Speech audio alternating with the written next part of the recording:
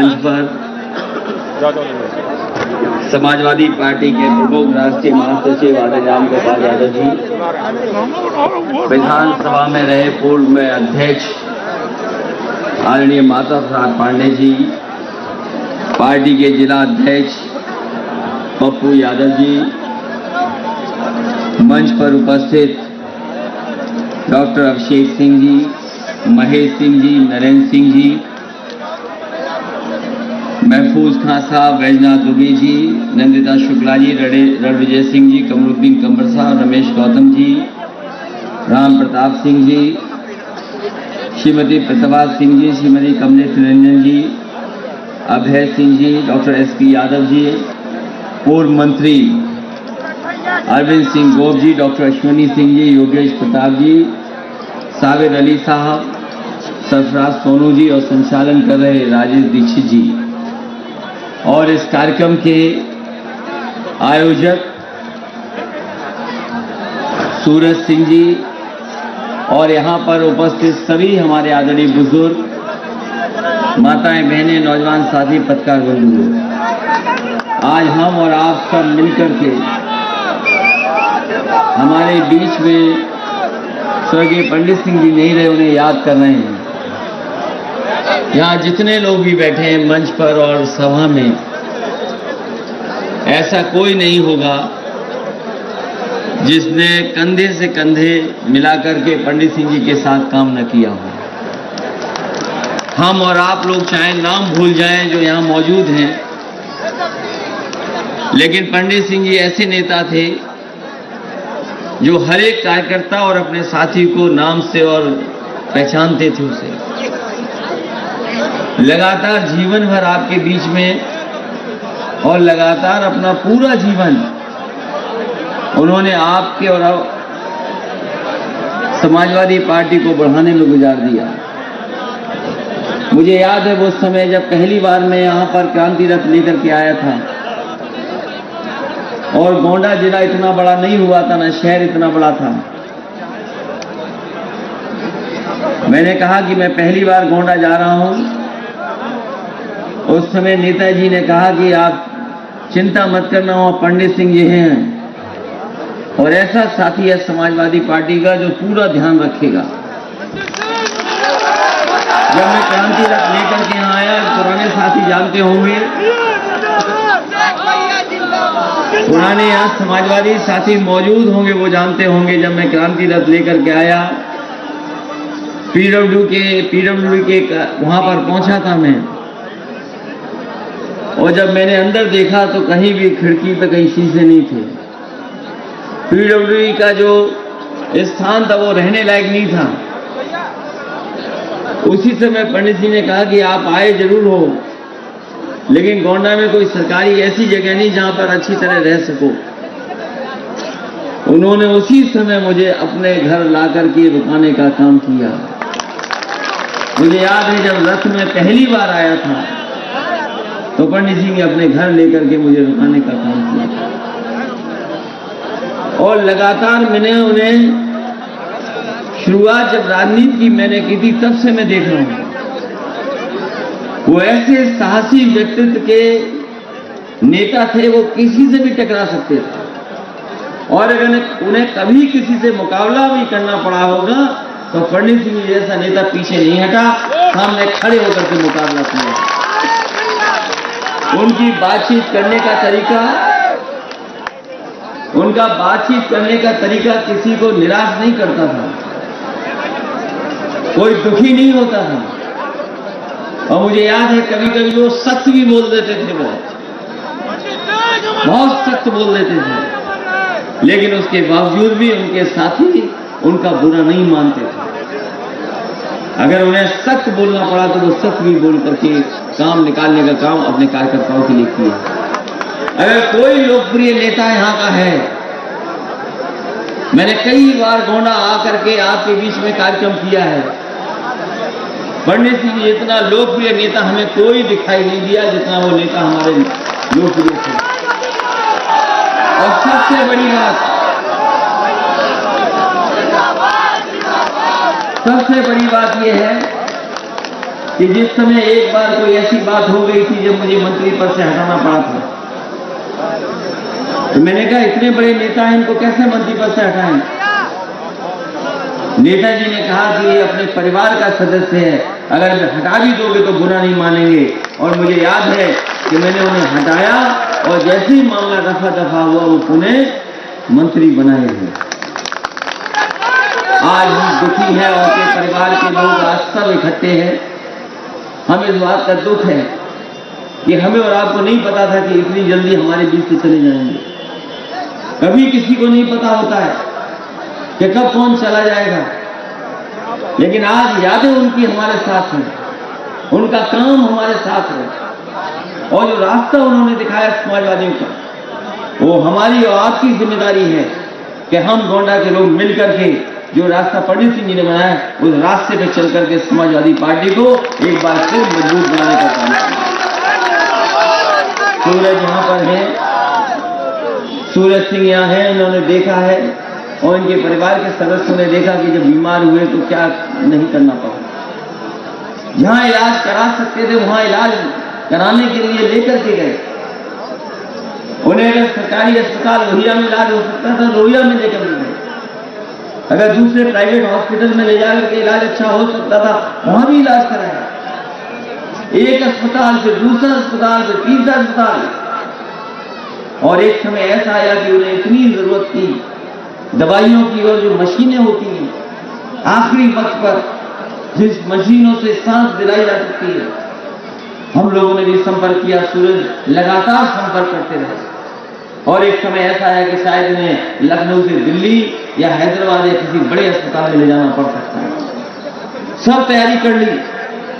एक आखिरी रास्ता वही था कि अगर हम लंग्स को ट्रांसफर करा दें या लंग्स को हम बदलवा दें या मशीन से चला दें तो संभव था उनका जीवन।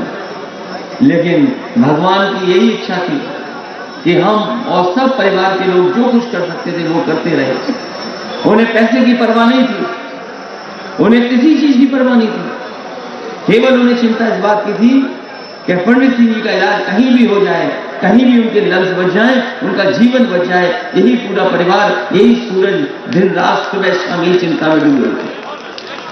लेकिन भगवान की इच्छा ऐसी थी कि हम लोग नहीं बचा पाए। आज हमारे बीच नहीं है, लेकिन ये हमारी आपकी जिम्मेदारी बनती है कि वो जीवन भर गरीबों के लिए लड़ते रहे, आपको न्याय दिलाने के लिए लड़ते रहे। इसलिए एक होकर के इस बार उनका साथ देना और उनके बताए हुए रास्ते पर एक बार पुनः समाजवादी पार्टी को यहां से ऐतिहासिक जीत दिलाना है। मुझे आपके बीच में रथ के कार्यक्रम से जाना था, मुझे आपके बीच में रथ के कार्यक्रम से जाना था, लेकिन रथ का कार्यक्रम संभव नहीं था। इधर सभी पॉलिटिकल पार्टीज ने इस बीमारी को दोबारा देखते हुए सभी कार्यक्रमों को निरस्त किया है और आगे फैसला लिया कि जब इलेक्शन कमीशन अपना प्रोटोकॉल और नियम बना देगा तब जाकर के कार्यक्रम करेंगे। इसीलिए रथ का कार्यक्रम नहीं हो पाया। लेकिन जिस तरह की बीमारी है, पता नहीं कब किसके साथ आ जाएगी। कभी कभी लगता है ये बीमारी है और कभी कभी लगता है कि पता नहीं बीमारी किस रूप में है। और फिर एक माहौल बना है कि बीमारी आ गई है। अगर ये बीमारी आ गई तो हमें और आपको सावधान रहना पड़ेगा, क्योंकि हमने अपनों को खोया है। ये सही बात है कि सबको बीमारी नहीं हो रही, लेकिन कई बार ये भी है कि अगर बीमारी आ गई तो इसका इलाज नहीं है। जिस समय ये नई नई बीमारी आई थी, लोगों को और डॉक्टरों को नहीं पता था। पूरे देश के डॉक्टर सब प्रयास कर रहे थे कि कैसे इस बीमारी से लड़ा जाए। उस समय भी जो इलाज मिल रहा था, कभी कोई दवाई खानी पड़ रही थी, कभी दूसरी दवाई खानी पड़ रही थी, तब जाकर के हम लोग अपना इलाज करा पाए हैं। और एक समय ऐसा देखा हम लोगों ने, जिस समय लॉकडाउन लगा, पूरे देश के हमारे मजदूर भाई पैदल पैदल चल करके आए। गोंडा में भी आपको पता होगा, न जाने कितने मजदूर भाई पैदल चल करके आए। बगल के जिले के बहराइच के लोगों को पता होगा फैजाबाद के लोगों को पता होगा कि लॉकडाउन के समय पर उन्हें जहां कहीं भी थे, सरकार ने अनाज छोड़ दिया, वो पैदल पैदल चल करके अपने घर पहुंचे। कोई 400 किलोमीटर चल के आया, कोई 500 किलोमीटर चल के आया, कोई 1000 किलोमीटर चल के आया, कोई अपने इंतजाम से आया, कोई ट्रकों पर बैठ करके आया, और कई ऐसे लोग भी हैं जो साइकिल चला चला करके अपने घर पहुंचे थे। उस समय जब सरकार को मदद करनी चाहिए थी, तब भी सरकार ने मजदूरों की मदद नहीं की, उन्हें अनाज छोड़ दिया। और हम जानते हैं कि कई ऐसे हमारे मजदूर भाई हैं, वो घर नहीं पहुंच पाए, उनकी जान चली गई, किसी सरकार ने उनकी मदद नहीं की। अगर कोई मदद करने के लिए आगे आया तो वो समाजवादी लोग थे, जो आगे आकर के मजदूर भाइयों के परिवार की मदद करने का काम किया। उन परिवारों की मदद हुई है, समाजवादियों ने की। और यह बहुत सारे समाजवादी लोग हैं जिन्होंने खाना बांट करके, अनाज बांट करके, राशन बांट करके, उस समय जब सरकार को मदद करना चाहिए था, नहीं मदद की। हमारे अपने समाजवादियों ने और बहुत सारी एनजीओ संस्थाओं ने मदद की। और जब बीमारी आई तो लोग भागते रहे अस्पताल के लिए, बिस्तर के लिए, दवाई के लिए और ऑक्सीजन के लिए। हमें पता है कि बहुत सारी रिपोर्टें जो पड़ी हैं, उन रिपोर्टों में यह है कि अगर ऑक्सीजन समय पर मिल गई होती तो बहुत सारे लोगों की जान बच जाती।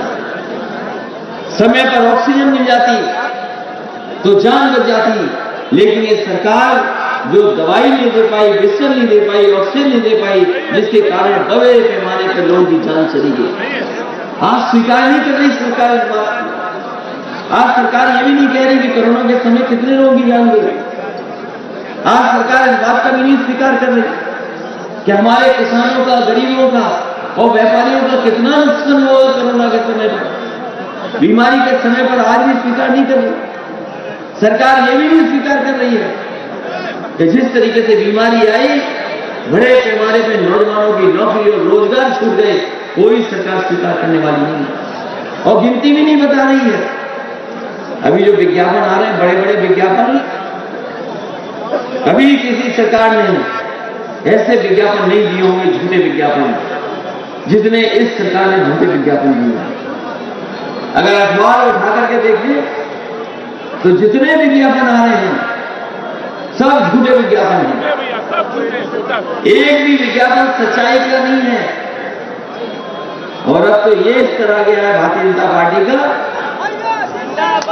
इतना घबरा गए हैं वो समाजवादियों से, इतना घबरा गए हैं कि सरकारी पैसे से भी लाल टोपी पहन के विज्ञापन आ रहा है। ये इतने घबराए हुए हैं, इतना घबरा गए कि बताइए विज्ञापन में भी लाल टोपी पहन के आ रहे हैं। और वो तस्वीरें कौन भूल सकता है?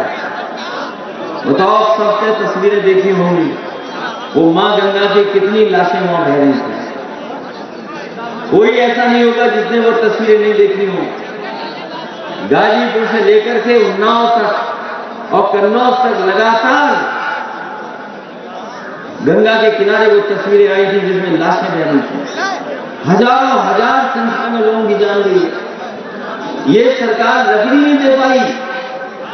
ये सरकार कह रही थी कि हम लकड़ी दाह संस्कार के लिए दे देंगे, लेकिन ये लकड़ी भी सरकार नहीं दे पाई। तो जो सरकार दाह संस्कार न करा पा रही है, जो सरकार ऑक्सीजन न दे पा रही है, जो ऑक्सीजन के साथ साथ दवाइयां या बिस्तर न दे पा रही है, उस सरकार से क्या उम्मीद करोगे आप? और अभी सुनने में आया कि बड़े बड़े मेडिकल कॉलेजों का उद्घाटन हुआ है। गोंडा में भी होगा मेडिकल कॉलेज का उद्घाटन हुआ है। मेडिकल कॉलेज अभी शिलान्यास किया है। जो समाजवादियों के समय का अस्पताल बना था, जो समाजवादियों के समय अस्पताल बना था, वही मेडिकल कॉलेज बन रहा है। और जो आखिरी समय पर शिलान्यास करता है, वो केवल शिलान्यास करता है।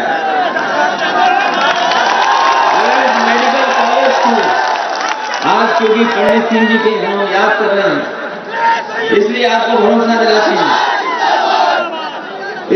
भरोसा दिलाते हैं, बीजेपी का जो काम करने का तरीका है, जो बीजेपी काम करती है उनका काम करने का तरीका आपने देख लिया होगा।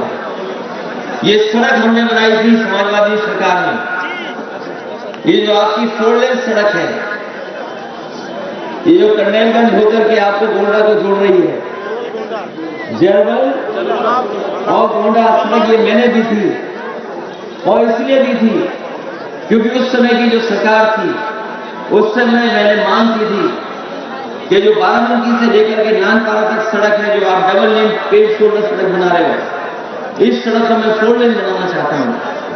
लेकिन उस समय की केंद्र सरकार ने वो बात नहीं मानी कि हम 4 लेन नहीं बना सकते। जब उन्होंने स्वीकार नहीं की, तब समाजवादी सरकार थी तो उसी समय फैसला लिया कि चाहे हमें बहराइच से श्रावस्ती 4 लेन बनानी पड़े और आपके बीच में चाहिए 4 लेन बनानी पड़े, तो समाजवादी सरकार ने 4 लेन बनाना। और सड़क के बीच में देखा कौन सा डिवाइडर है। जब से मैं लखनऊ से चला हूं, और जहां मुझे डिवाइडर दिखा, डिवाइडर पे अगर कोई हमें दिखाई दिया है,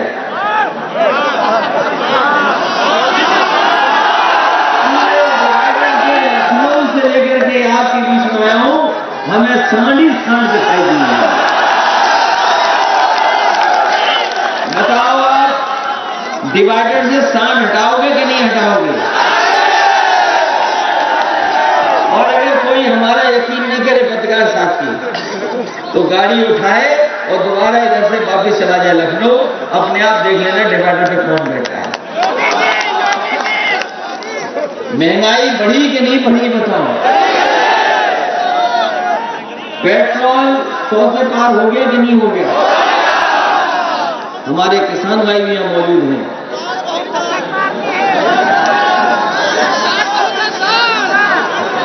हमारे किसान भाई हैं, बताओ खाद मिल गई कि नहीं मिल गई? और अगर खाद मिली भी होगी तो आपकी बोरी से चोरी हो गई कि नहीं हो गई? और बहुत बड़े बड़े प्रचार हो रहे हैं। वैसे तो उनके विज्ञापन हम लोगों ने, आप लोगों ने देख लिए। जब बीजेपी के लोगों को कोई कारखाना दिखाना था तो अमेरिका का कारखाने दिखाए उन्होंने। जब कोई फ्लाईओवर दिखाना था तो कलकत्ता का फ्लाईओवर दिखाया। जब आप हवाई अड्डे की तस्वीर दिखानी थी तो चीन का हवाई अड्डा दिखाया। इनके विज्ञापन झूठे हैं। ये कह रहे हैं कि हमने कारखाने लगवा दिए। बताओ गोंडा के हमारे नौजवान भाइयों, कहां पे कारखाना लगाया आपने? कोई कारखाना लगाओ तो बताओ। इस डबल इंजन की सरकार ने लखनऊ से लेकर के दिल्ली तक और टीवी पर प्रचार कर रहे हैं, अपने भाषणों में कह रहे हैं कि हमने 5,000 नौकरी दे दी सरकारी, 1 करोड़ रोजगार दे दिए, कारखाने लगने के बाद 2 करोड़ रोजगार दे दिए। तो बताइए 3 करोड़ 5 लाख रोजगार और नौकरी में गोंडा के नौजवानों को कितनी नौकरी मिली है बता रहे हैं?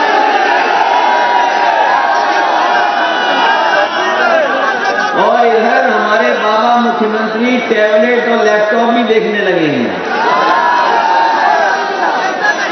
अभी बांट रहे हैं। गोंडा के कितने लोगों को मिल गया है?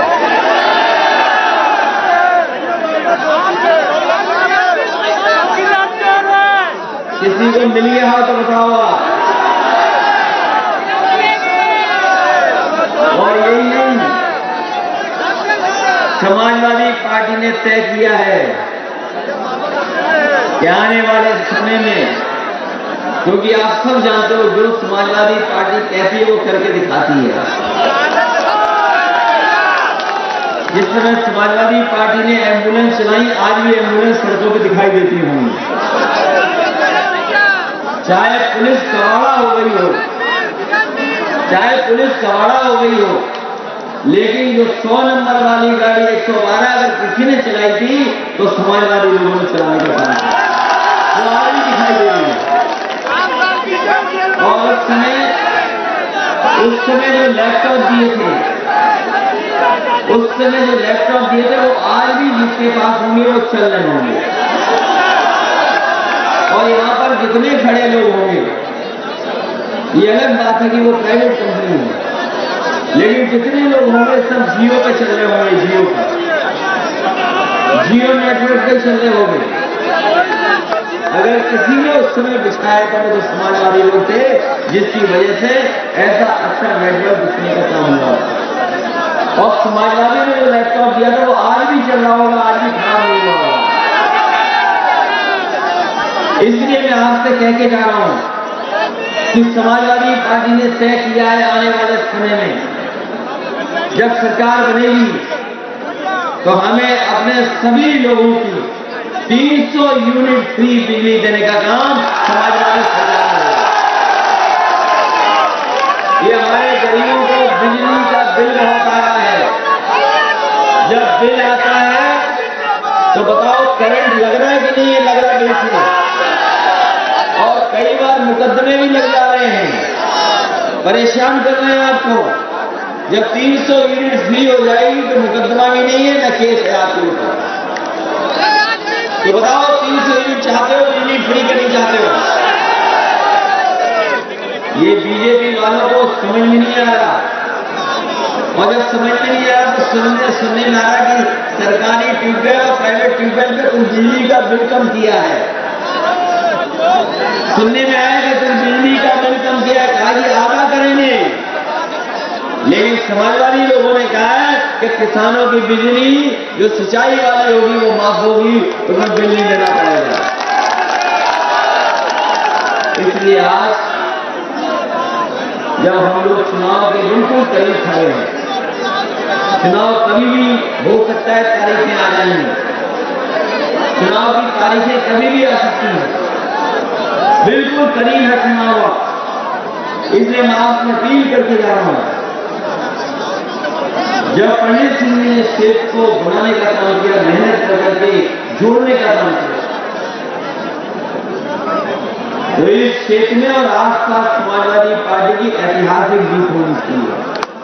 बताओ ऐतिहासिक जीत दिलाओगे कि नहीं दिलाओगे? और मैं आपको भरोसा दिला के जा रहा हूं, जो ये मेडिकल कॉलेज बन रहा है, इसको चाहे हमें लखनऊ के बराबर मेडिकल कॉलेज बनाना पड़े, समाजवादी सरकार बनेगी तो मेडिकल कॉलेज में हमारे गरीबों के इलाज के लिए कोई पैसा नहीं लगेगा, पूरा का पूरा इलाज फ्री होगा। और जो लखनऊ में इलाज मिलता है वो हमारे गोंडा के मेडिकल कॉलेज में समाजवादी सरकार में वो इलाज गरीबों को दिलाने का काम करेंगे।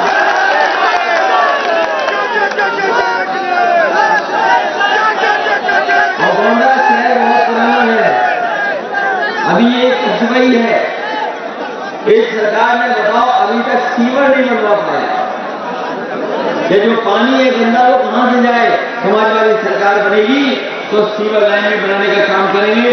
और अगर ट्रैफिक के लिए, यहाँ के लोगों के आने जाने के लिए अगर रिंग रोड बनानी पड़ेगी तो रिंग रोड भी बनाएंगे। और साथ ही साथ क्योंकि आज समय बदला है, हमारे नौजवान जानते होंगे, जो लोग थोड़ी बहुत टेक्नोलॉजी को समझते हैं वो जानते हैं कि समय बदला है।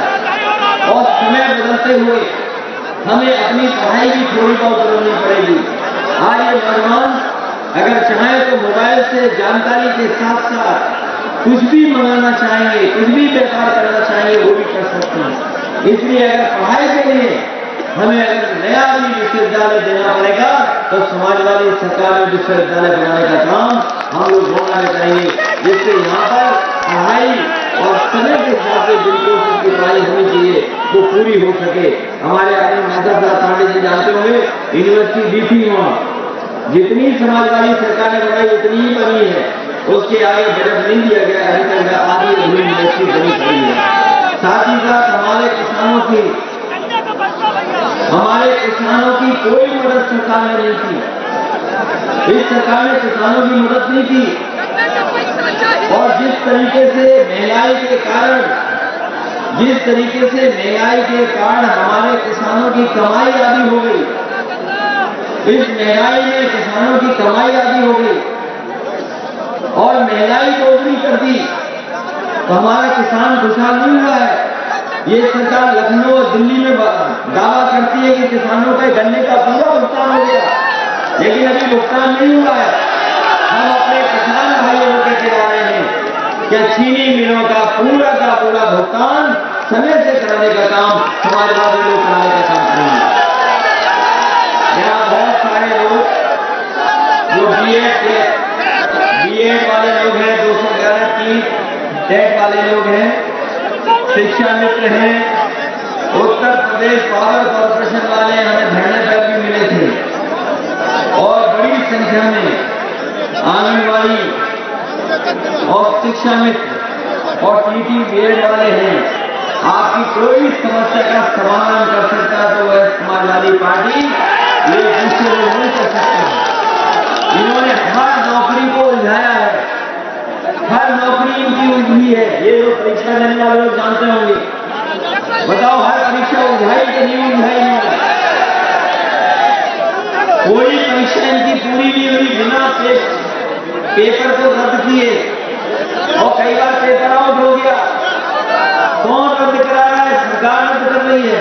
पेपर आउट कौन करा रहा है? सरकार करा रही है, और इसलिए करा रही है कि नौजवानों को हमें नौकरी न देनी पड़ जाए।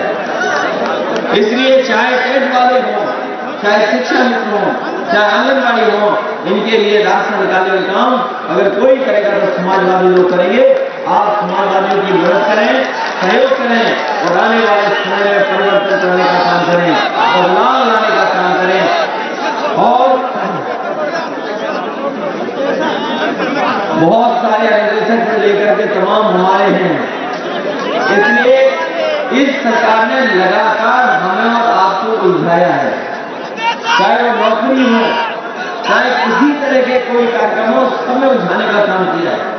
इसलिए अगर कोई परिवर्तन ला सकता है तो आप परिवर्तन ला सकते हैं, और अगर कोई बदलाव ला सकता है तो समाजवादी लोग बदलाव ला सकते हैं। इसलिए आने वाले समय में समाजवादियों की मदद करो, समाजवादी पार्टी को ऐतिहासिक जीत दिलाओ। यही सबसे बड़ी श्रद्धांजलि पंडित सिंह जी को मिली होगी। और